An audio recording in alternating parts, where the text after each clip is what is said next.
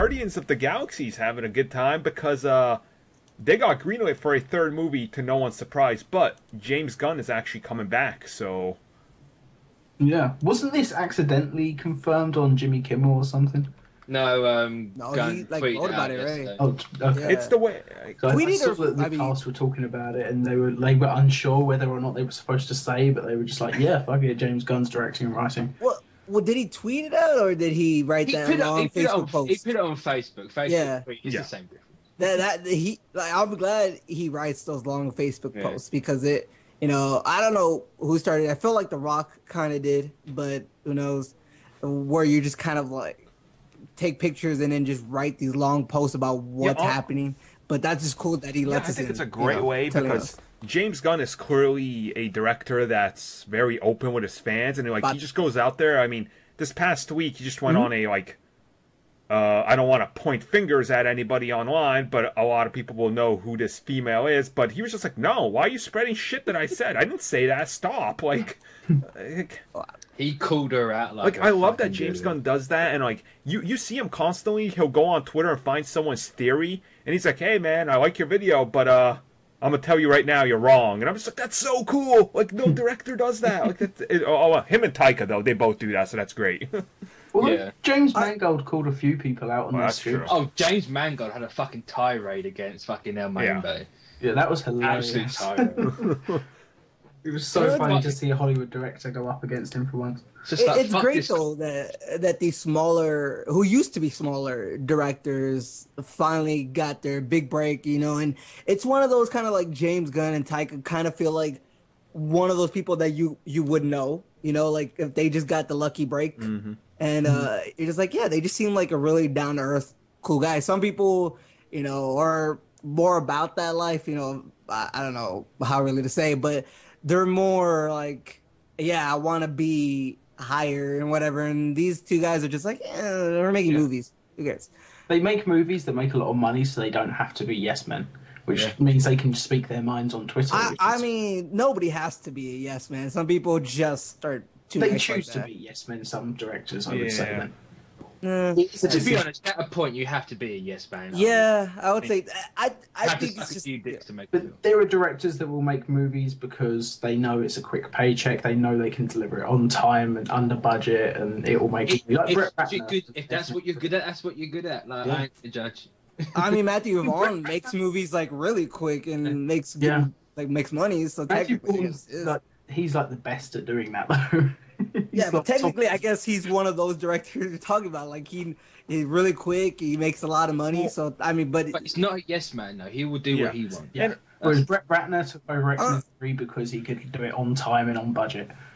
And it's amazing what he did in the time that he had, considering they had to change up a bunch of shit, but it's still not a good movie. Well, it's, I mean, this is I don't know. Guardians has 5. Like I don't know how they're all gonna work together. Well, they unless say it's there's like, 5 post-credit scenes, but I don't know how true that is. yeah, that's what I'm Is he saying. just Like literally taking the piss? I can't figure it out. I thought he was just kind of like joking. I thought James Gunn said like, yeah, we have 5 post-credit scenes this time around. Well, Maybe there's I mean- 3, and he just says I mean, 5. they said there's 4 because they saw the movie because it just got screened to critics, and then he comes back saying no, there's 5, which automatically to me says the worldwide release or the UK release and stuff is not going to include the post-credit scene till the US release as it's customary. So Because we didn't No, have, last time we got the post-credit Was it? scenes. yeah, Huh. we usually do, but we didn't on we didn't get the Deadpool, Deadpool, teaser on logo. So So I There's wonder if it's certain just things in we waiting use. for a theatrical release to include it, so that big spoiler doesn't get That's out. what they usually.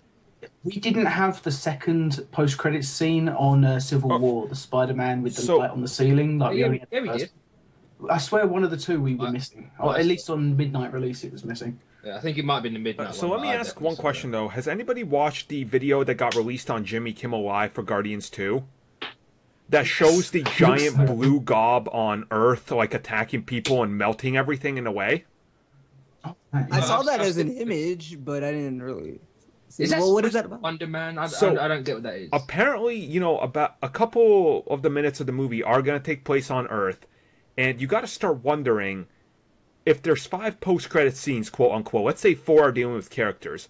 I've been saying since the beginning, I feel like at the end of this movie, they're going to be split up Guardians, it really wouldn't surprise me if something does happen on Earth that sends like half the team there, because today it was confirmed that the Guardians are split up in two in Guardians of the Galaxy 2. So is this maybe a possible setup for 3 or Infinity War, or like...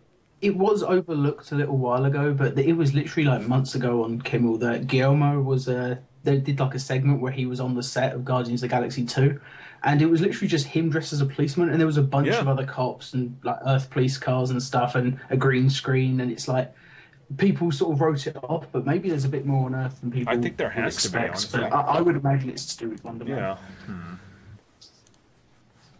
Because that's been seen on a movie theater poster, isn't it? Yeah. Yeah, so that's got to be on Earth as well. I suppose there's these space movie theaters. But Space movie theater. that's the sort of thing James Gunn would do, just have alien movie theaters.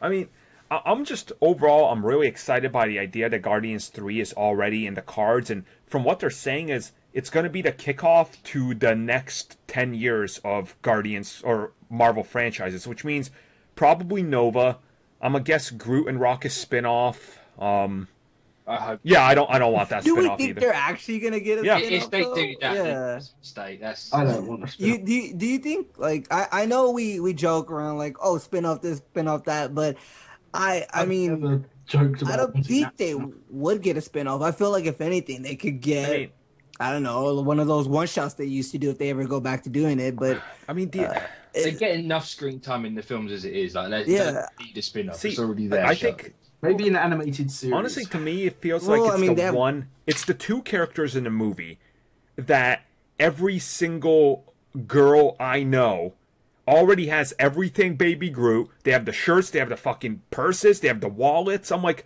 oh my god, you haven't even seen the movie. It's such a marketing machine that if Guardians is ending in the way we think it's ending, which means like it's not gonna, continue, it's a trilogy's done and they spin it off, it feels to me like it's a no-brainer to spin off those two since they're CG characters, here's the thing, like, we don't know it's going to end that way.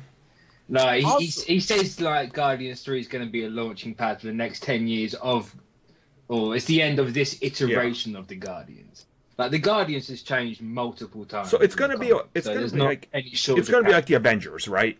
Where the team evolves, but the core iteration that we started with is done by the third, but fourth movie, right? So, but I feel like this is going to be the launching pad for Nova, and like, a couple other things. So yeah, but I feel like it could turn into the, I guess their spin-off from the TV show Friends. There's this one called Joey, where it's kind of like you get this character, you put him on its own, and maybe it isn't as strong per se with everybody, and I'm sure there, like you said, there is a lot of people who love these characters, but I mean, it's also that Annabelle effect too, where they spin it off to Conjuring, and I'm sure they would probably get the best writers and all that, but I mean, would it be kind of I don't want to say waste, but a waste of space when you could have put another character there?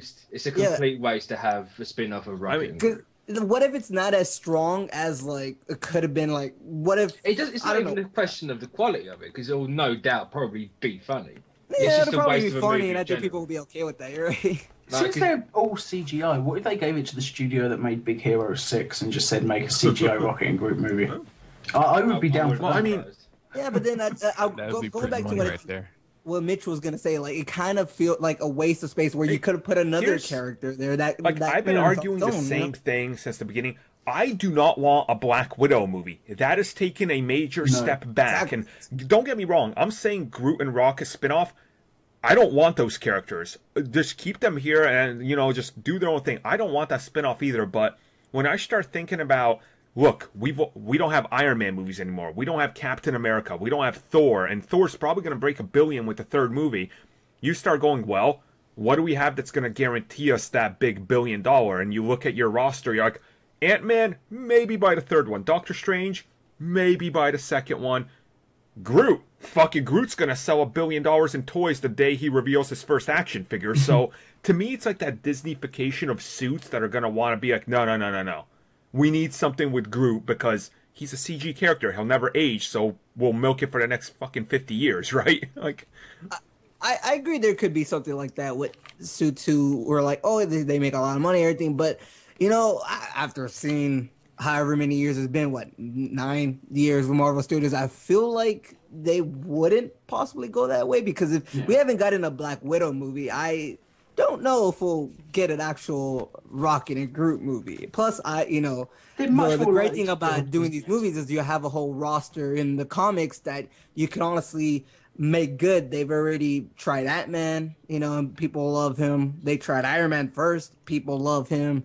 So, I just doubt it. I feel like, if they made one, I think we'd all go see it anyways. So, but, I think me and Mitch on the page of, it's just you could put another great character in there. You could have a Quasar movie. Oh, yeah. Rocket and Groot. And people and were like, who are that? You could give me Fire Lavelle. Like, just give me that character now. I mean, you can make there's a lot of characters. They're probably going to make new characters in Marvel Comics. To be honest, I'd probably do the Annihilators. Yeah. They can't do half of them because they haven't got Silver Surfer. One of these days, they might do a Thunderbolts movie. Who knows? Yeah. That's something that's like a team up. And after Guardians, like, oh, yeah, let's have another team of, like, kind of bad guys. So there you go. Well, later in the podcast, we're going to talk about what we actually want from it. But for now, let's jump on to the second topic.